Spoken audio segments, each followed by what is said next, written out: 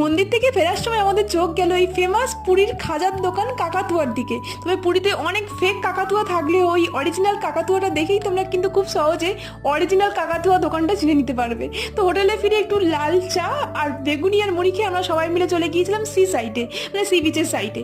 তো এখানে এসে দেখলাম সন্ধ্যেবেলার এর ভাইবসটাই একদম আলাদা। চারিদিকে প্রচুর লোক আর তার সাথে প্রচুর দোকান, আর তার সাথে সমান তালে পাল্লা দিয়ে হকার।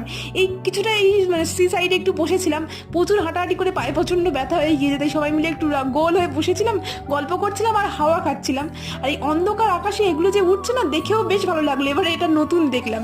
তো তারপরে এই রাত্রেবেলাও আমি আমার পার যাতে চলে গিয়েছিলাম সমুদ্র দেখে, আর আমি নিজেকে আটকে রাখতে পারছিলাম না। তো এইসব করে টুকটাক শপিং করতে আবার বেরিয়ে গিয়েছিলাম। এই জগন্নাথগুলো এত ভালো লাগছিল, তবে ওটা নেওয়া হয়নি, টুকটাক অন্য কিছু কিনেছি। মাও এটা দেখছিল, তবে দামটা একটু বেশি চাইছিল বলে কেনা আর এটা হয়নি। তারপরে সংসারে টুকিটাকি জিনিস দেখা হচ্ছিল। বাকি কি কি কিনলাম সব থাকছে নেক্সট পার্টে।